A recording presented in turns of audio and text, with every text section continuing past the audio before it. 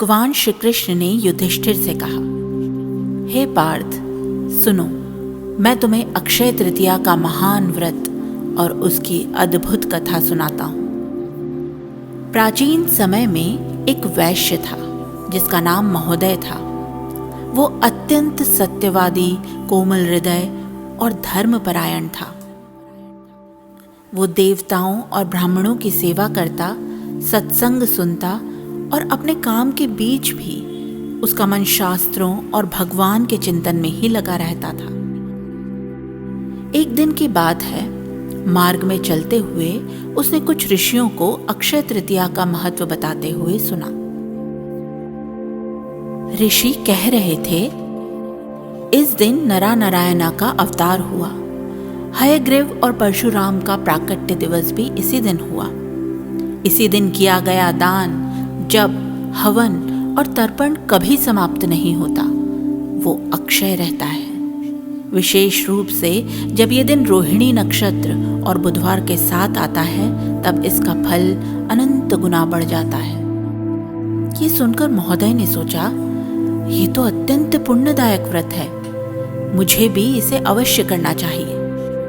वो तुरंत गंगा के तट पर पहुंचा। उसने अपने पितरों के लिए तर्पण किया, फिर घर आकर श्रद्धा से दान किया। जल से भरे घड़े, बताशे, नमक, जौ, गेहूं, दही, चावल, दूध से बने पदार्थ उसने अपनी क्षमता के अनुसार पूर्ण श्रद्धा से दान किया। हे पार्थ, परंतु उसकी पत्नी माया में फंसी हुई थी। वो बार बार महोदय को दान करने से रोकती थी, लेकिन महोदय अपने उदार और धार्मिक स्वभाव के कारण हमेशा धर्म कर्म में लगा रहता था। समय बीतता गया। महोदय ने भगवान का स्मरण करते हुए अपना जीवन समाप्त किया और उसे मोक्ष की प्राप्ति हुई। हे युधिष्ठिर, अगले जन्म में वही महोदय कुशावती कुशावापुर का एक क्षत्रिय राजा बना। उसे अपार धन, सुख और वैभव प्राप्त हुआ।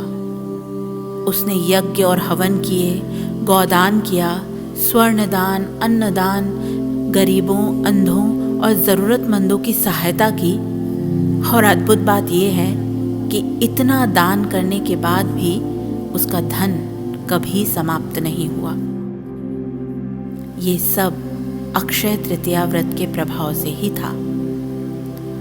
भगवान श्री कृष्ण बोले, हे पार्थ, जो व्यक्ति इस दिन लोभ त्याग कर श्रद्धा से दान और पूजा करता है, उसे अक्षय फल प्राप्त होता है।